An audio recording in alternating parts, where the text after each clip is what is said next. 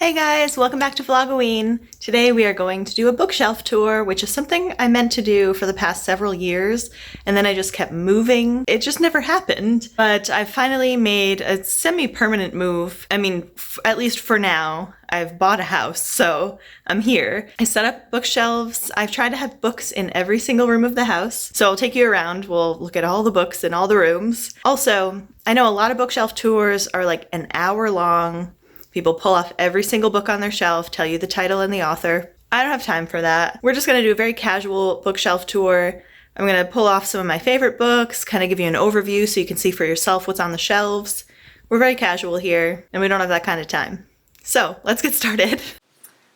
Hey guys, welcome to my first bookshelf. This is my contemporary shelf. I have paperback contemporary, and I think it's out of frame, but I have hardback contemporary, and then on the very bottom I have nonfiction, and a TV in the middle. I didn't really have a use for it because I got a new TV, but I thought it might be nice to have it here in my art room. My drawing table is directly across the room behind the camera, so I can pull this up. I have a Roku, so I can pull up Netflix and have it on while I'm working over there. Yeah, so I'll bring you in for a closer look.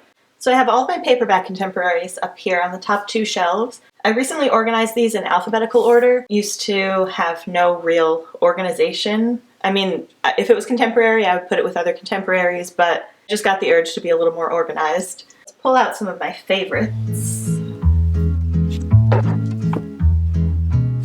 Okay, so some of my favorite contemporaries here are the White Hot Kiss, well, it's not the White Hot Kiss series, what is it? Oh, the Dark Element series by Jennifer Armentrout. I hate the covers, they're awful, but it's a really fun demons and gargoyle story. I love the series. I love Jennifer's writing. It's so much fun. Sweet Thing by Renee Carlino. Romance, obviously, based around a couple of musical people, and music played a huge part in this story, which is what made it so great, I think. If I Stay, this is a popular one. I'm sure you are all familiar with If I Stay. I loved the movie. Maybe Someday by Colleen Hoover. I'm a huge Colleen Hoover fan. Maybe Someday is my favorite of hers. And The Hating Game by Sally Thorne. If you're on this channel, you're probably familiar with this too because I've talked about this before. I did a whole art project on it. I love it so much. So much fun. I think we're getting a movie. Oh, Olaf, what are you doing? Sorry, Olaf, knocked you down there. I think we're getting a Hating Game movie with Lucy Hale and can't remember the guy. I don't know. Can't remember, but I'm excited that we might be getting a movie. And my TV shelf, there's not too much to see here except my little plush elephant. That is from my mom. I love him. And this is Nicholas. Adam won him for me at the fair last summer. And I have repurposed some of my old VHS containers, packagings. What is this called? My VHS boxes. And this one I have filled with bookmarks. Hello and welcome to the floor. Here we have my contemporary hardback books, and I started the alphabetization all over again. We have my little goat here. This came in a package from Adam. It's a company called You've Goat Mail, and they send you a goat in the mail. How amazing is that? So my goat likes to hang out here. I like to call him Joe Fox. My favorite book on this shelf, no doubt, My Life Next Door by Huntley Fitzpatrick. I love the writing of this book.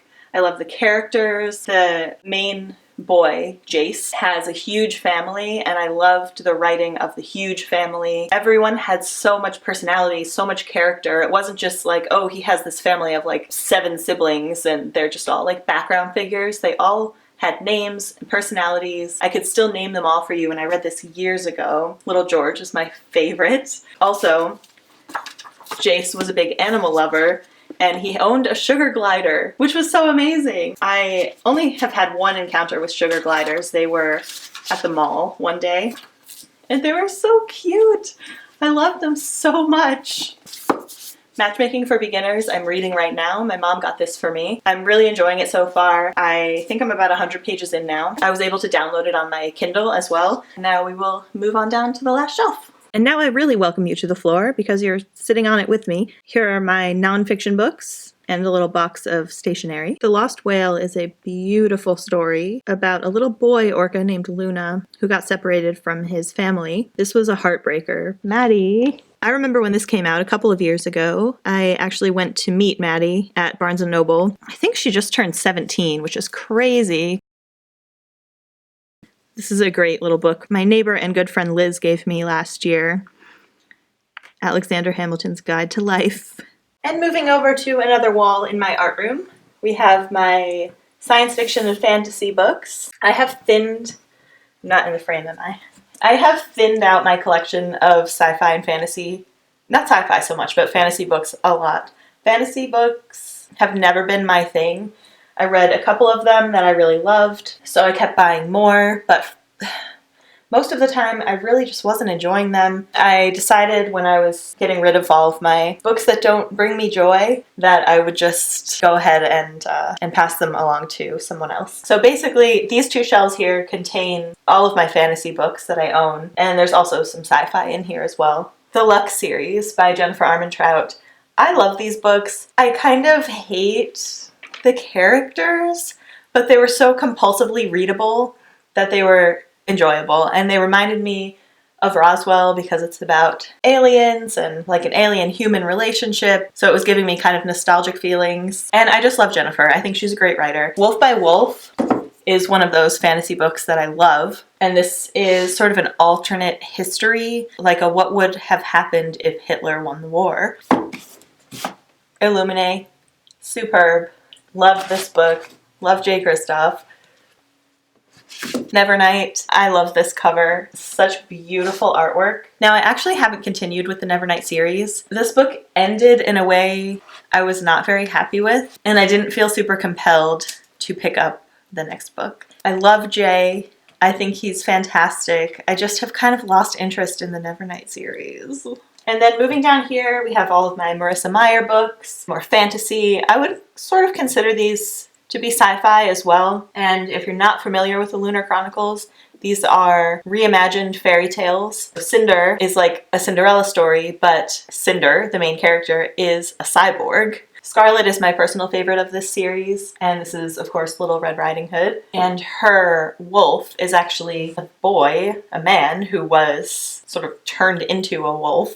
Cress is Rapunzel, and it's been a long time since I read this, but I believe she worked on a satellite. She's very techie, very smart, and she's been living in this like spacecraft for all of her life. And then Winter is Snow White. And we have the Unwind Dystology by Neil Shusterman. These books are fantastic. These are sci-fi. They revolve around the idea that abortion was outlawed, but the solution to abortion that would please both sides was you can let the child live for, I believe, 13 years, and once they hit 13, if you still don't want them, you can have them unwound. This basically means that they'll be sent away to a lab and they'll be cut apart, and all of their organs and everything will be given to people in need.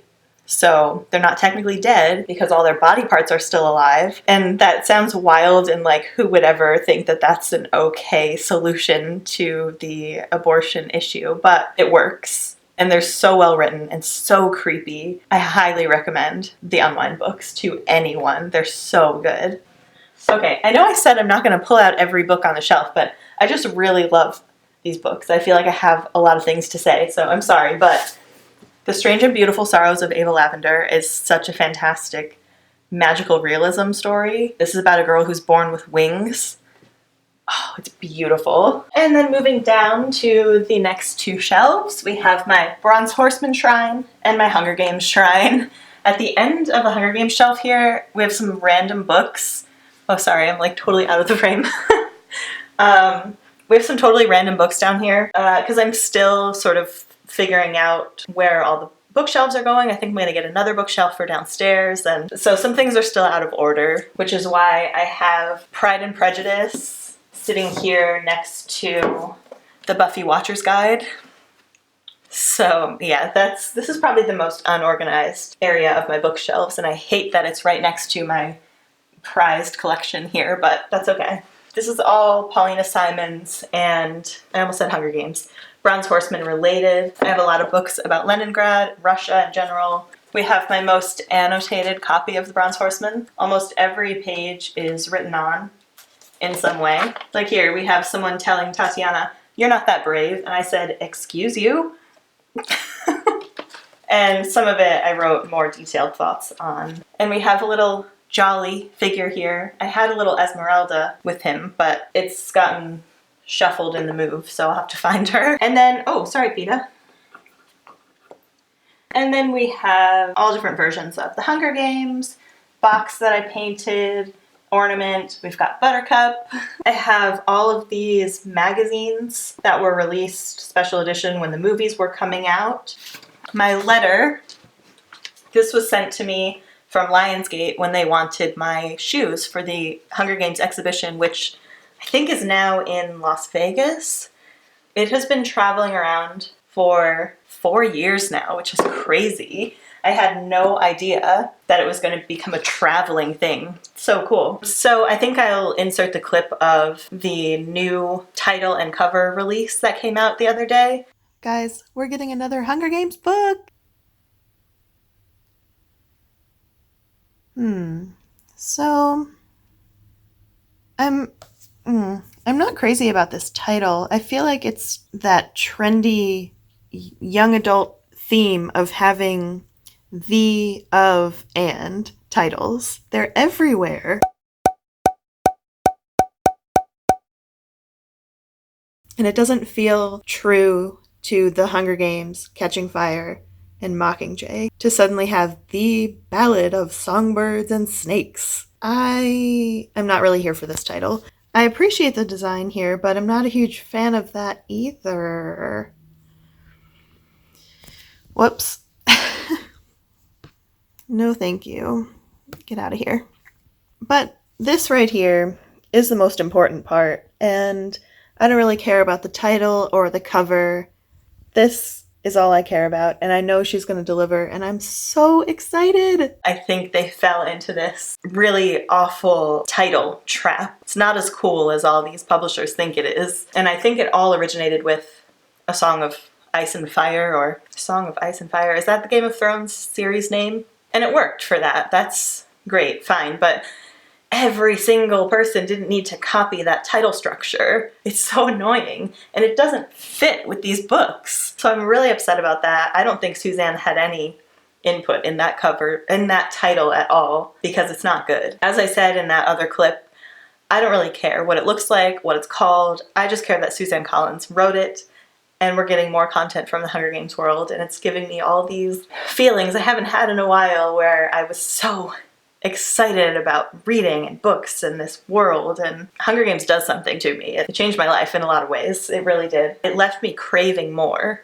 and it's what began this crazy book collection. And the year that I read 50 or 60 books, it was the year after I read these, because I was just craving for something else like the Hunger Games. And down on the floor again, last two shelves, we have a whole shelf of my childhood favorite books, and then down on the very bottom here are more kids books and binders full of the old Nickelodeon magazine. I refuse to get rid of those. Here we have the Ramona series. It's what taught me to read, something that I listened to on cassette tapes constantly, and I would follow along in my own book until I could read it for myself and read it along with the tape. Sweet Valley High, Wayside School. I still remember my second grade teacher reading us Wayside School. That was my favorite part of the day. Replica. I think this was my first series I was really into as like a tween. Is a series about a girl who discovers that she's a clone, and there's 13 of them out there, and the person she's living with, who she always thought was her mother, was actually the scientist who created her. It's very cool. We have some Full House books, more Mary-Kate and Ashley, and a whole collection of Alex Mack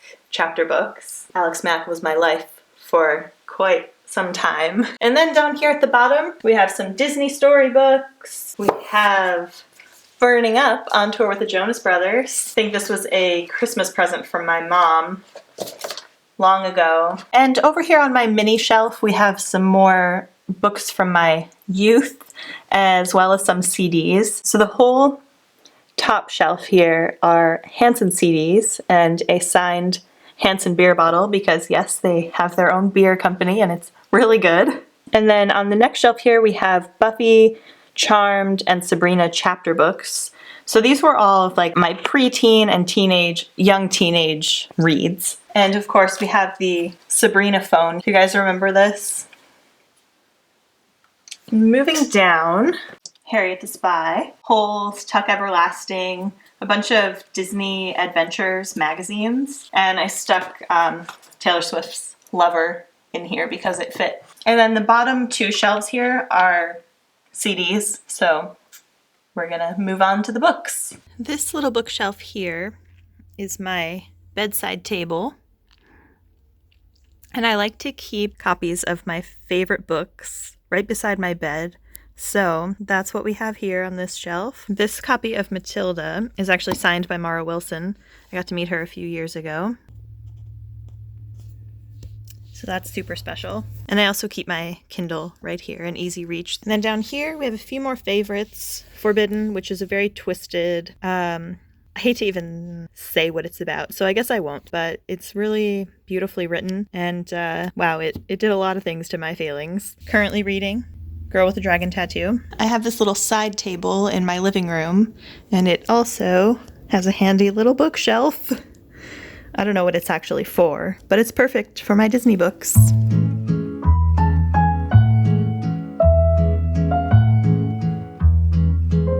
And then underneath this little side table next to my couch, I have these gorgeous F. Scott Fitzgerald editions.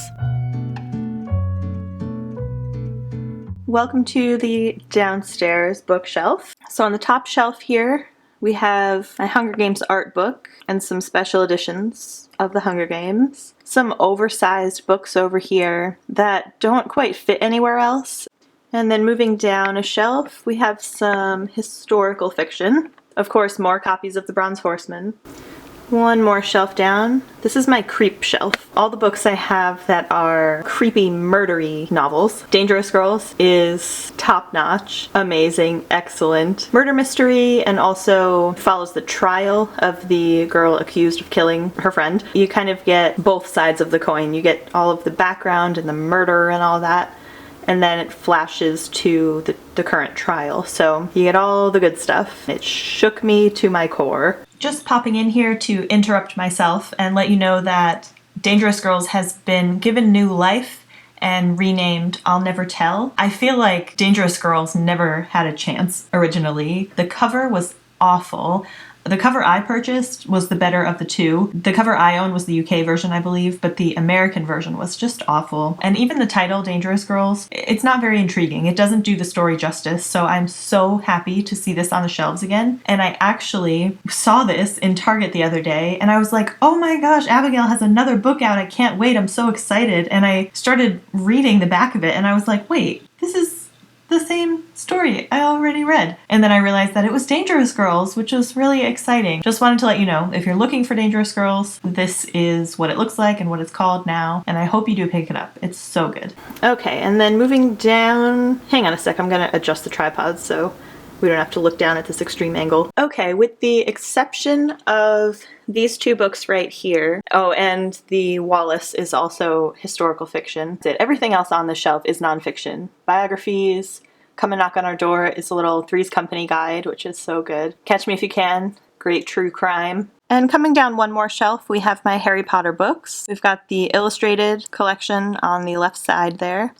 And then the very bottom shelf, I know I said earlier that little section by Hunger Games was the most unorganized, but this is definitely the most disorganized spot on my shelves. We have some Harry Potter, we have a Tom Hanks novel, What's Eating Gilbert Grape, another copy of Illuminae. We have a binder here full of Titanic information that I collected when I was in high school. And then moving over here, we have a little feather boa because I've been getting ready for my Halloween party. And then we have some more books that just kind of didn't fit anywhere. So they're propped up on the side, and it drives me crazy every day. But I see a new bookshelf in my future. I almost forgot about this little shelf here. I have a little 2-shelf piece of furniture in my dining room area. So on the top shelf here, it's another mishmash. I tried to put all classics here, but there's some newer books. It's a collection. And then down below is my Outlander shelf. Have all my Outlander books, and here's where the classics start. Puck Jamie's hiding out in there.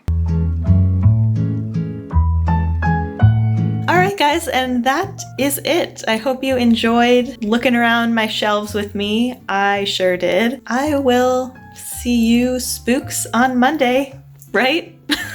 I'm trying to film in advance a little bit and I can't keep my schedule in my head.